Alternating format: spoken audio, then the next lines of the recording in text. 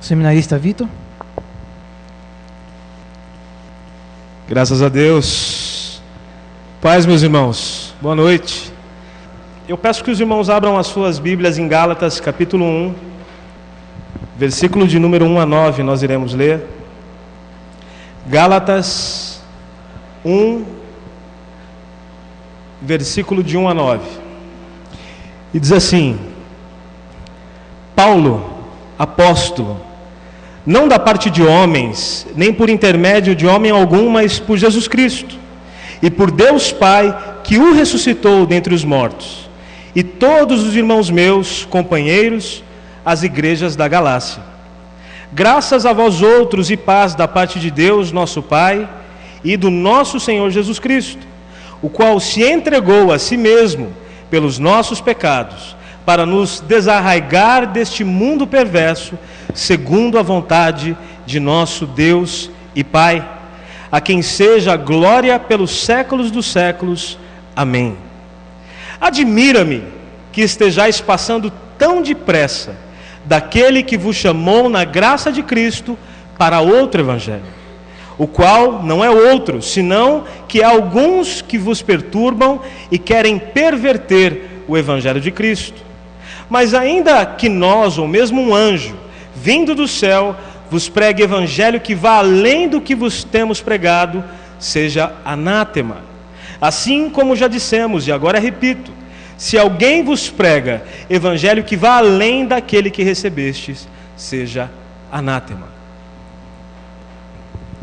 Meus queridos, hoje nós vivemos num mundo onde existe uma diversidade do evangelho que tem sido pregado por aí. Nós vemos pessoas pregando o evangelho, trazendo elementos que muitas vezes são estranhos àquilo que é o verdadeiro evangelho de Cristo. Muitas pessoas têm sofrido em suas vidas as consequências de uma má compreensão do evangelho e, consequentemente, o seu relacionamento com Cristo, com a igreja, ele se torna deficitário, problemático, justamente por uma má compreensão a respeito do que é o verdadeiro evangelho de Jesus. O apóstolo Paulo, ele foi um grande plantador de igrejas, e após ter plantado a igreja da Galácia, Paulo então ele resolve partir de lá e plantar igrejas em outros locais. Ele tomou o seu caminho como missionário, e nesse meio tempo Paulo então ele recebe a notícia de que aquela igreja da Galácia, assim como nos dias de hoje, estava sofrendo uma grande distorção do verdadeiro evangelho de Jesus Cristo. Isso estava causando no meio da igreja, assim como ainda causa nos dias de hoje, por esse mesmo problema, uma grande confusão. Os irmãos, eles haviam perdido a verdadeira compreensão daquilo que é o verdadeiro evangelho de Jesus. E existia de fato um problema muito grande ali. Primeiramente, existia uma divisão social na igreja de Gálatas. Entre os cristãos que ali estavam, tinham os mestres cristãos que eram judeus, e muitos gentios, muitos não judeus que estavam se agregando à igreja. E o que acontecia ali é que esses mestres judaizantes, eles estavam impondo sobre a vida dos gentios certos preceitos, certos mandamentos da lei de Moisés, para que eles fossem plenamente aceitos por Cristo.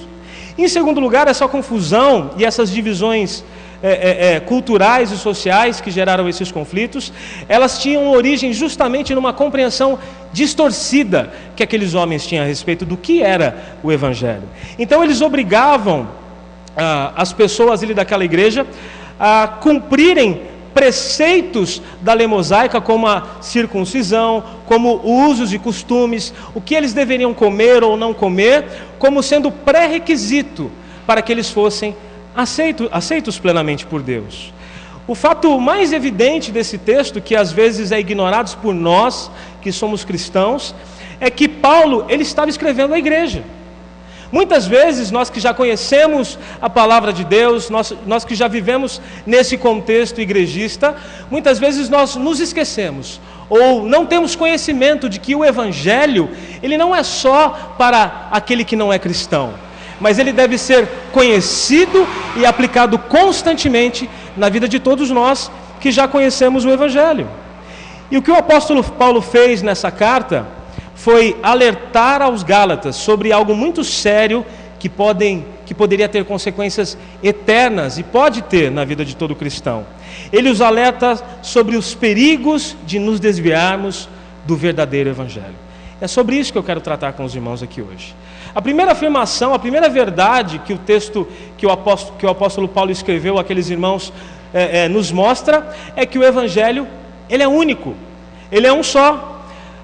Evangelho, todos nós sabemos que significa boa notícia, boas novas, palavra de salvação. Talvez se eu perguntasse aos irmãos aqui o que significa o evangelho, todos aqui trariam uma resposta semelhante a essa. O que nos chama a atenção no início da carta é o fato do apóstolo Paulo estar surpreso, eu poderia dizer que até que furioso com aqueles irmãos. Ele é extremamente objetivo na carta desde o seu início. E normalmente, os irmãos devem ter conhecimento disso, quando Paulo ele escreve as suas cartas, ele começa sempre com uma saudação, e logo na sequência, Paulo ele reserva um momento ali para dar graças, um momento de ação de graças pela vida das igrejas as quais ele tinha plantado ou as quais ele escrevia. Isso não acontece aqui em Gálatas. O apóstolo Paulo, logo após a sua saudação, ele diz no versículo 6, admira-me. Em algumas outras traduções, estou admirado. Paulo ele realmente estava muito surpreso, muito zangado talvez ali, com a atitude, com a vida no evangelho que aqueles irmãos estavam levando. E o que despertou esse sentimento em Paulo foi o fato da igreja ter se desviado do verdadeiro evangelho. O apóstolo Paulo, no versículo 6, diz que se admirava por aqueles irmãos terem se desviado ou mudado rapidamente para um outro evangelho que estava sendo pregado ali. Eles estavam se colocando em grande perigo. No versículo 7, o apóstolo Paulo nos dá a entender que eles estavam perturbados por esses fatos que estavam acontecendo ali. O alvo da fúria de Paulo não era só a igreja, que havia rapidamente deturpado o seu conhecimento e entendimento do evangelho e se adaptado e se desviado para esse outro evangelho que estava ali, mas o alvo de Paulo também eram os mestres que estavam pregando esse evangelho distorcido ali naquela igreja. Esses homens, esses mestres cristãos judeus, estavam ensinando aos gentios não judeus que para serem aceitos por Deus, eles eram obrigados a cumprir os costumes judaicos, como eu já disse anteriormente. E somente dessa forma, cumprindo todas as leis cerimoniais, eles poderiam serem salvos, serem aceitos completamente por Deus.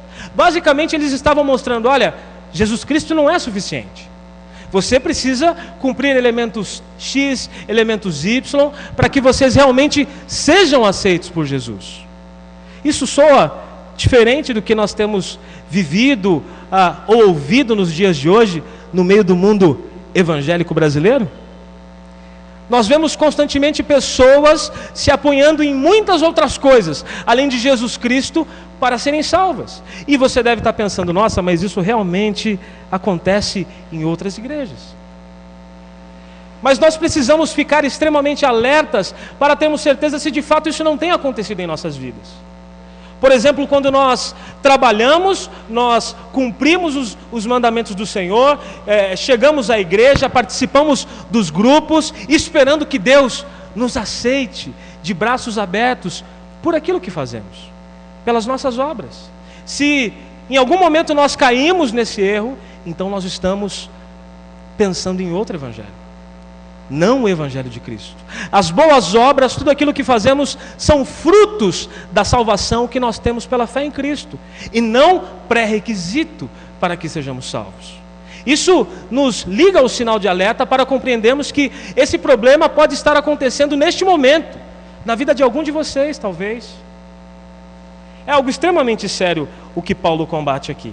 Paulo ele bateu forte nesses irmãos com a sua palavra. Nós sabemos que Paulo ele não alisava muito, mas Paulo ele tinha absoluta autoridade para exortar os irmãos, para falar a respeito dessas coisas com aquela igreja. E ele no versículo 1, ele reivindica essa autoridade. Ele diz: Paulo, apóstolo, não da parte de homens, nem por intermédio de homem algum, mas por Jesus Cristo e por Deus Pai, que o ressuscitou dentre os mortos. Paulo, ele tinha autoridade, uma autoridade que lhe havia sido dada pelo próprio Jesus Cristo, como nós vemos lá em Atos 9, no momento de sua conversão. Jesus comissiona o apóstolo Paulo, e o apóstolo Paulo aqui, ele fez parte de um dos únicos 13 apóstolos verdadeiros que existiram. Esses homens, eles tiveram uma experiência real, verdadeira com Cristo, caminharam com Jesus, foram comissionados pessoalmente por Ele, para exercer autoridade sobre espíritos malignos e para pregar o Evangelho de Deus. Só aqueles homens tinham o conhecimento e a iluminação do Espírito Santo, a inspiração do Espírito de Deus, para produzirem doutrina e para darem início à igreja de Jesus na terra. Paulo, ele tinha autoridade. Muitos têm se levantado nos dias de hoje, se autodenominando apóstolo. Parece que agora, há um tempo atrás, uma pessoa aí se levantou como pai apóstolo, o pai de todos os apóstolos. É um herege. Essas pessoas normalmente têm o costume de trazer para suas igrejas elementos que são totalmente estranhos ao Evangelho de Cristo, como pré-requisito para que essas pessoas sejam salvas. Meus irmãos, isso é heresia. Somente os apóstolos que foram escolhidos por Jesus tinham autoridade para tais coisas. E Paulo, com toda a sua autoridade, ele combate essas pessoas. No versículo de 8 a 9, Paulo diz que foi enviado com uma mensagem específica e divina, o Evangelho, e de que ele não deveria ser alterado de forma alguma. Isso significa que o seu ensinamento divino, ele serve de padrão para julgar quem de fato é ortodoxo, ou seja, fiel à verdade de Deus, ou quem é herege, aquele que distorce, aquele que deturpa a verdade de Jesus. Ninguém, e nem ele mesmo, com toda a autoridade que havia sido dada por Jesus Cristo, ele possuía autoridade para mudar essa mensagem divina, que a ele foi outorgada. Ele diz no versículo de número 8, mas ainda que nós, ele se inclui nisso, ou mesmo um anjo vindo do céu vos pregue evangelho que vá além do que vos temos pregado, seja anátema, maldito. Assim como já dissemos, versículo 9, e agora repito, se alguém vos prega evangelho que vá além daquele que recebestes, seja anátema. Diante disso, então, você de repente pode se perguntar, então o que é evangelho? Se todas essas coisas que eu ouço por aí, se de repente aquilo que eu penso que é evangelho e não está de acordo com o que você está falando aí no púlpito, o que é evangelho de fato? O apóstolo Paulo, ele responde essa pergunta no texto em que nós lemos. Logo na abertura de sua carta, Paulo ele faz uma rápida, mas abrangente descrição da mensagem do evangelho que Jesus nos revela. Ele diz o seguinte, no versículo 3, graça a vós outros e paz da parte de Deus nosso Pai e do nosso Senhor Jesus Cristo, o qual se entregou a si mesmo pelos nossos pecados para nos desarraigar deste mundo perverso, segundo a vontade de Deus, de nosso Deus e Pai, a quem seja a glória pelos séculos dos séculos. Amém. O apóstolo Paulo aqui ele faz uma breve descrição do que é o verdadeiro evangelho de Jesus Cristo. A primeira coisa que ele nos mostra aqui é que nós somos impotentes e perdidos. No versículo 4, quando Paulo usa a palavra desarraigar, que Jesus Cristo veio para nos desarraigar desse mundo perverso, ele está dizendo, olha, nós não temos força em nós mesmos para a salvação. Não há nada do que você possa fazer, do que eu possa fazer, para que nós sejamos salvos. Mas somente Jesus Cristo, Ele que tem o poder, Ele veio para nos desarraigar desse mundo perverso. Para algumas pessoas, ser cristão é seguir os passos e o exemplo de Cristo. Algumas pessoas acham até que para a salvação, ela precisa seguir o exemplo de Jesus e os passos de Jesus Cristo. Mas isso não é verdade. Isso não é evangelho. Ser cristão é, em primeira instância, ser salvo por Jesus Cristo, é, em primeira instância, ter sido livrado da condenação eterna por Jesus. Ele é nosso libertador. Ele é o nosso Salvador. Seguir a Cristo é uma consequência de ter sido por Ele resgatado dessa condenação. Coisa que só acontece pela fé. Pela fé que o próprio Deus nos deu para que nós não nos gloriássemos nessa capacidade de termos fé para que fôssemos libertos ou salvos. Somente Jesus Cristo tem essa capacidade, porque nós somos seres impotentes, seres que não possuem força em nós mesmos para obtermos essa salvação. Uma pessoa perdida que não conheceu a Cristo e não foi liberta por Ele, não tem poder em si mesma para se libertar. Seguir a Cristo é uma consequência de ser salvo por Ele. O apóstolo Paulo também nos mostra, nesse pequeno trecho em que nós lemos, o que Jesus fez, como Jesus nos libertou. No versículo 4 ele diz: o qual se entregou a si mesmo pelos nossos pecados. Jesus Cristo fez todo o sacrifício, toda a performance partiu somente dele. Somente o sacrifício de Jesus, ele é suficiente para mim e para a sua salvação. É o quanto ele foi bom no que ele fez, foi suficiente para você ser salvo, e não o quanto você é um bom cristão. Precisamos refletir a respeito disso. Jesus Cristo, ele nos substituiu em sua morte, é o que a teologia chama de sacrifício substitutivo. A palavra pelos, que o apóstolo Paulo diz, ao qual se entregou a si mesmo pelos nossos pecados, significa que ele se sacrificou em benefício de, no lugar de alguém.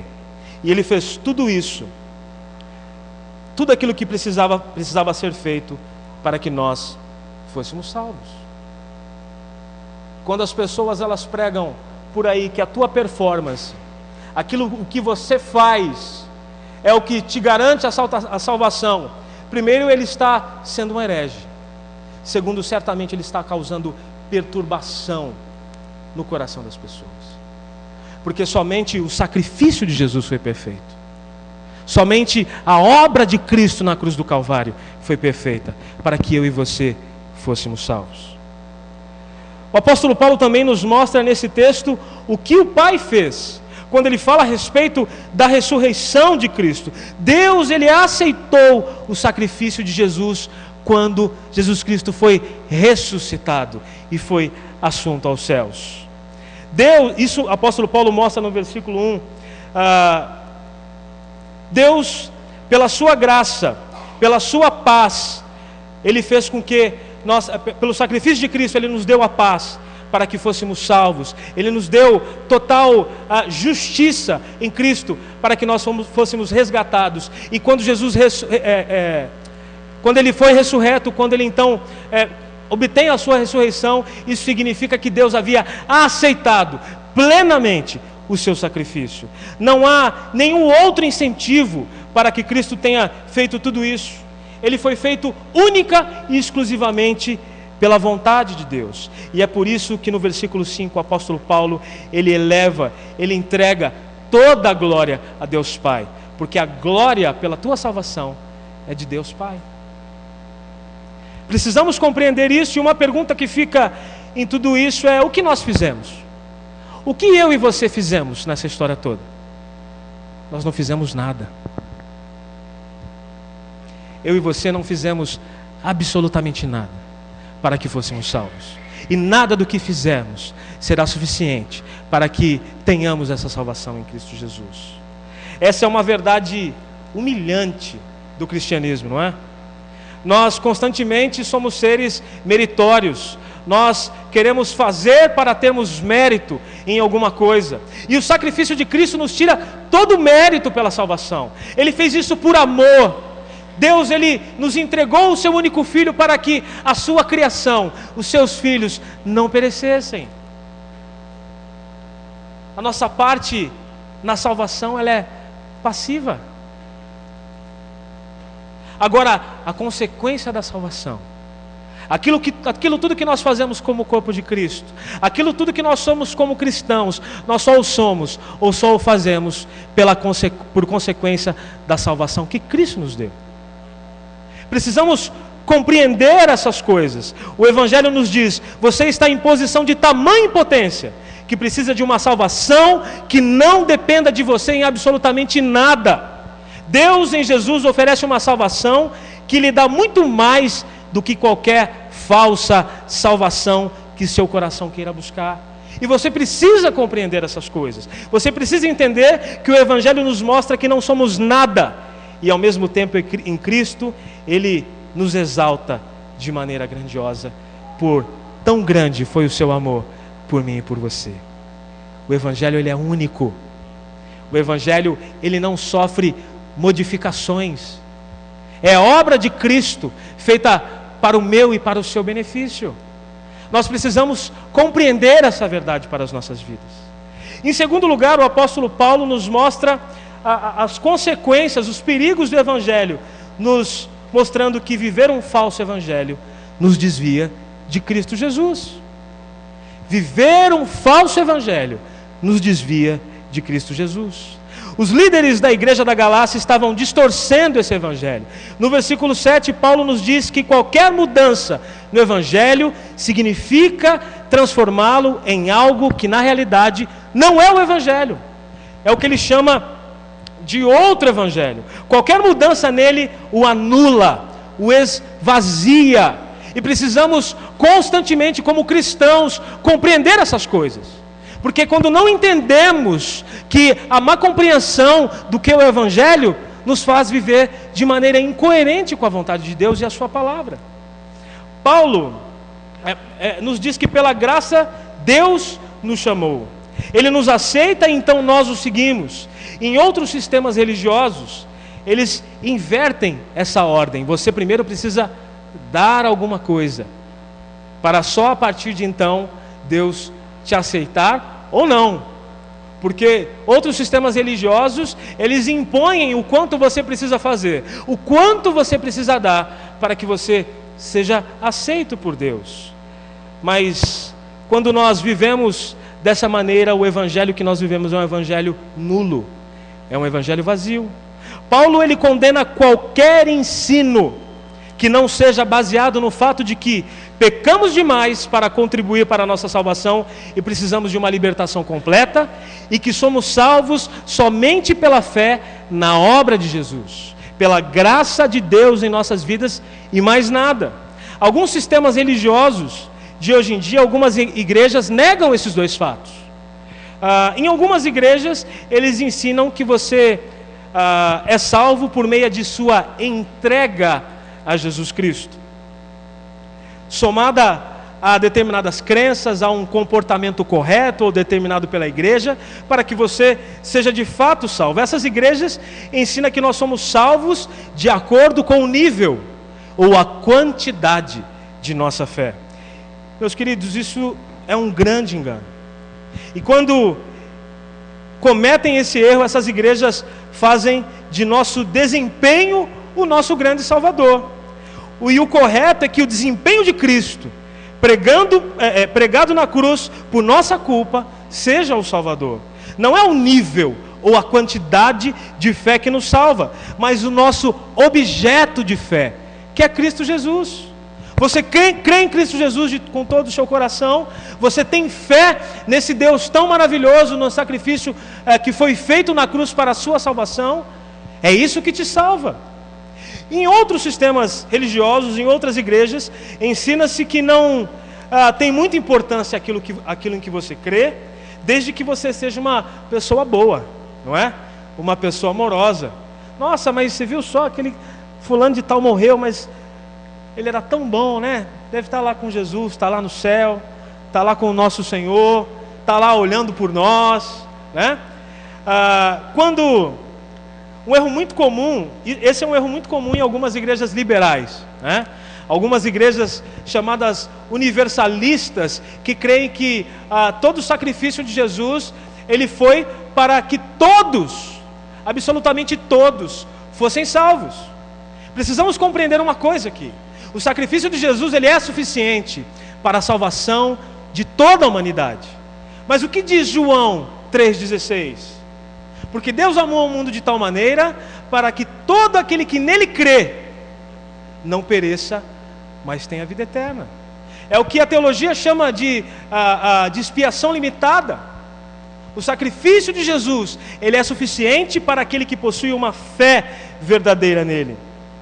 Essa ideia, essas igrejas no fundo acabam ensinando que todas as pessoas boas, independente de sua religião ou da falta de uma religião, elas encontrarão a Deus. Aquele papo de que, olha, todos os caminhos levam a Deus. É muito comum a gente ligar a televisão, né? Eu sei que ninguém aqui assiste o programa da Fátima Bernardes, ninguém aqui assiste Altas Horas, né? E quando você vê aquele povo sentado ali, de vez em quando eu assisto, por isso que eu estou dizendo. Quando você vê aquele povo sentado ali falando sobre espiritualidade, sobre religião, o papo que acontece é esse: não, eu creio que todos os caminhos levam ao Senhor. Lê do engano. E muitas igrejas, muitas religiões têm trazido isso como verdade. Embora isso pareça uma boa ideia, ela é intolerante com a graça de Deus. Se toda boa obra fosse suficiente para a salvação, a morte de Jesus não seria necessária. Neste caso, pessoas más não teriam nenhuma chance de serem salvas pela graça de Deus. Eu seria uma delas. Você certamente seria mais uma delas.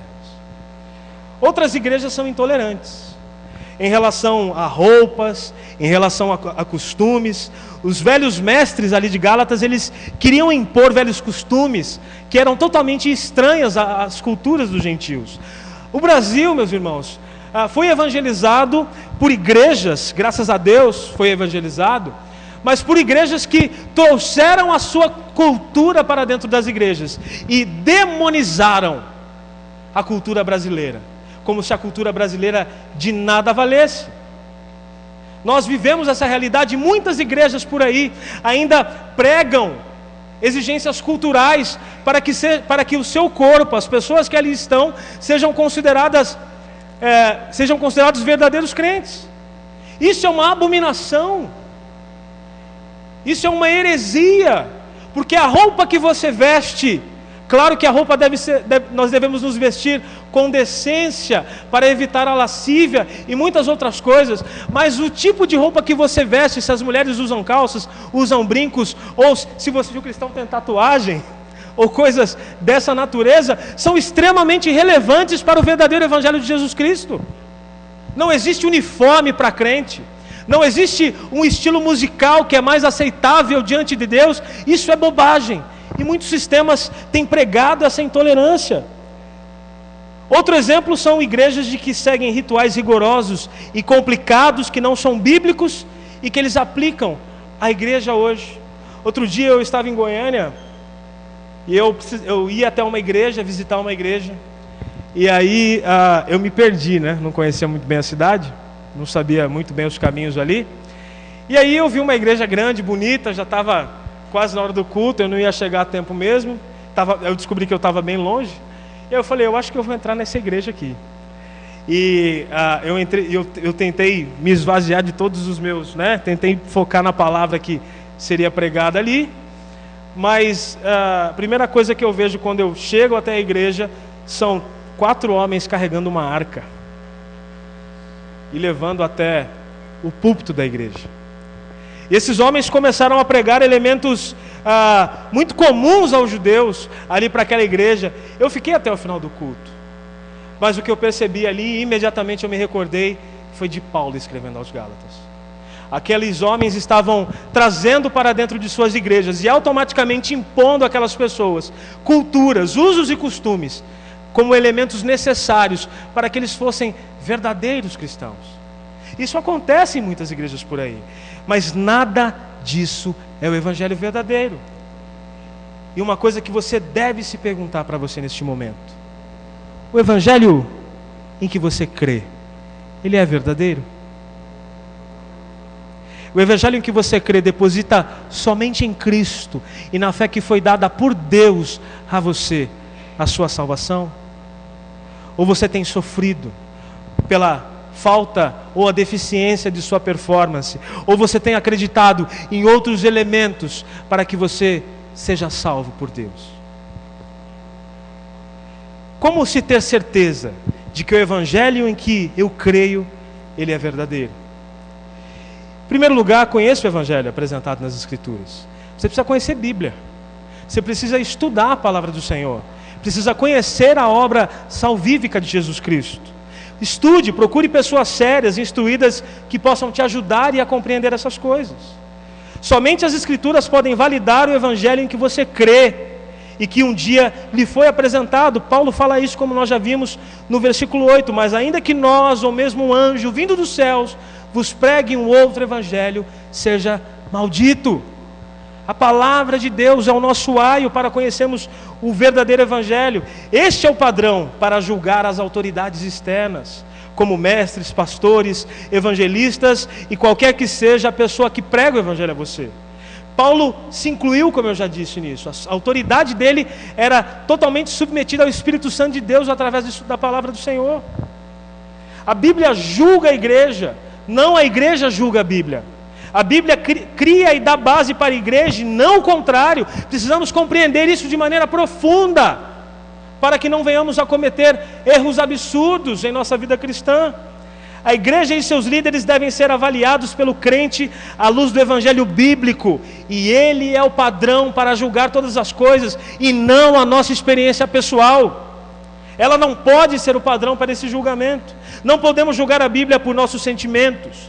Nossos sentimentos e experiências é que são julgados pelas Escrituras. Ainda que um anjo venha e pregue um outro evangelho, que ele seja considerado maldito. Concluindo, você deve se perguntar agora: mas Vitor, por que tudo isso me importa? Afinal de contas, eu creio já ter dado elementos suficientes para que você compreenda isso.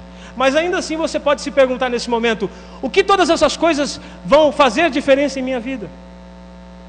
Vemos no texto que Paulo ele é incisivo em combater o evangelho que não seja o de Jesus. Precisamos de fato sermos intolerantes com outro evangelho que é pregado, quando nós vemos ele se achegando às nossas vidas, à nossa família e à nossa igreja. Viver um outro evangelho significa que você está se desviando daquele que o chamou. Abandonar o verdadeiro e correto evangelho é o mesmo que abandonar a Jesus. Não se engane, precisamos compreender isso. Se a tua interpretação do evangelho é distorcida, isso acaba afetando toda a sua vida. Isso acaba afetando todo o seu relacionamento com Cristo e com sua igreja. Outro evangelho não é evangelho, e você precisa entender isso. A mensagem real do evangelho não pode ser alterada, nem de leve. Se disserem para você que é 90% evangelho, não é evangelho. Outro evangelho produz maldição, como o apóstolo Paulo nos mostra no versículo 8 ao 9. Evangelhos diferentes trazem essas coisas para as nossas vidas: o medo, a ansiedade, a culpa, sofrimento, aquele sentimento de condenação divina e maldição, sempre estarão atrelados a outro evangelho. Por isso é importante você conhecer a palavra de Jesus como ela é. Até os cristãos às vezes experimentam de um certo senso de condenação. Eu já passei por isso, você com certeza já deve ter passado por essas coisas.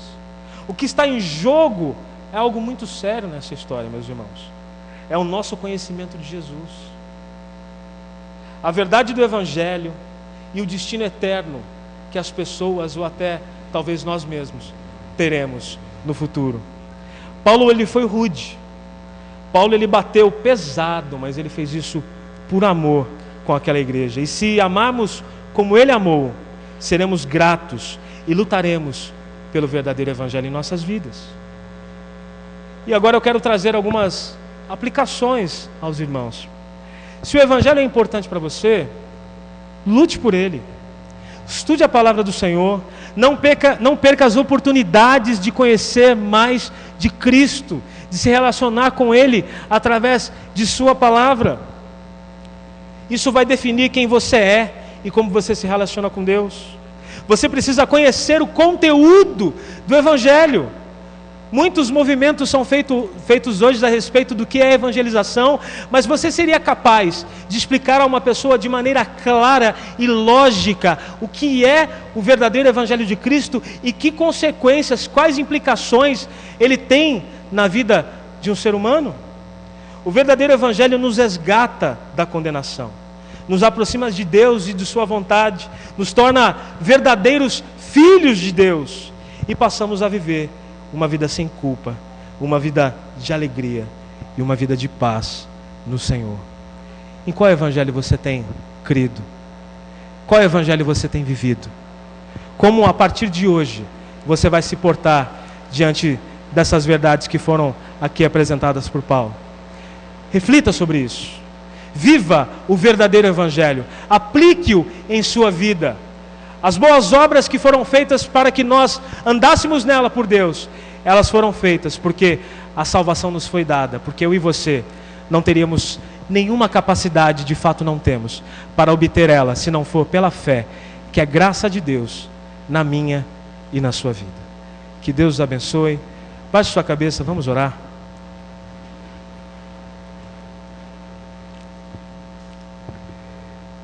Eu não sei o que tem te afligido em relação a essas verdades. Eu não sei onde você se encaixa aqui, se você se encaixa no evangelho legalista, se você é uma pessoa que tem vivido pela performance, o quanto você é bom ou não é diante de Jesus.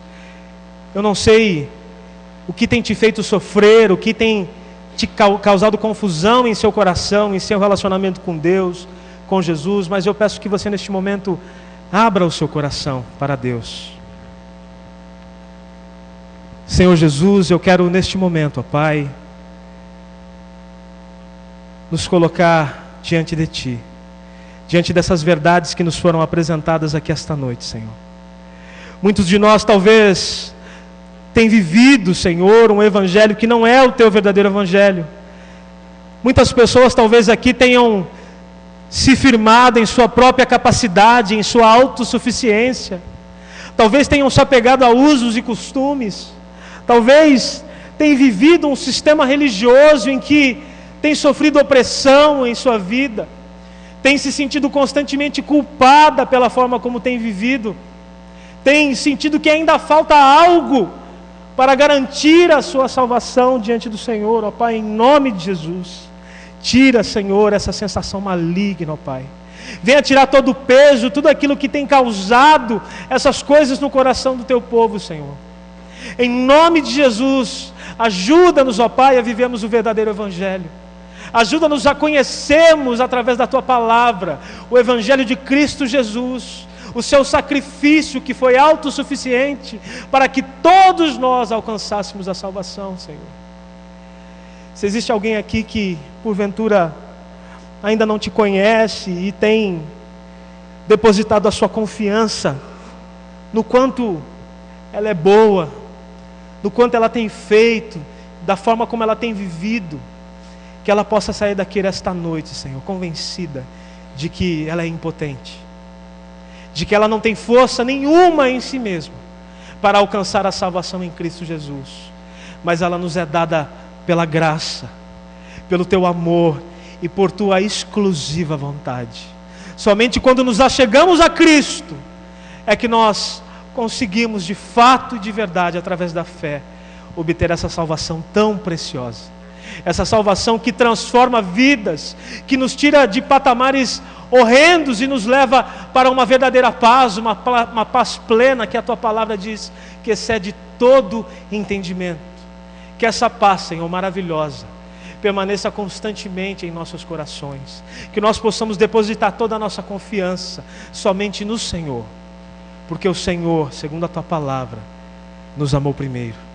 A Tua graça maravilhosa nos alcançou quando estávamos perdidos, estávamos caídos e necessitávamos totalmente de Ti, assim como ainda necessitamos até hoje. Em nome de Jesus, Pai, nós queremos lhe agradecer e pedir que o Senhor fortaleça a nossa fé a cada dia mais, para que possamos andar nos Teus caminhos, conforme a Tua palavra. Abençoa esta igreja, Senhor. Continue fortalecendo-a no Teu evangelho, tornando-a a cada dia mais um agente poderoso no Teu reino, levando essa palavra de salvação para as pessoas que não Te conhecem. Pai, desperta, Senhor, aqueles que dormem, Senhor. Venha fazer com que as pessoas aqui reconheçam o Seu local, o Seu ministério no Teu reino, para que elas, conhecendo o Teu evangelho em toda a profundidade, possam compartilhar essa verdade maravilhosa aqueles que estão perdidos. É em nome do Senhor Jesus que eu oro e agradeço por todas essas coisas. Amém, Senhor. Amém, Jesus.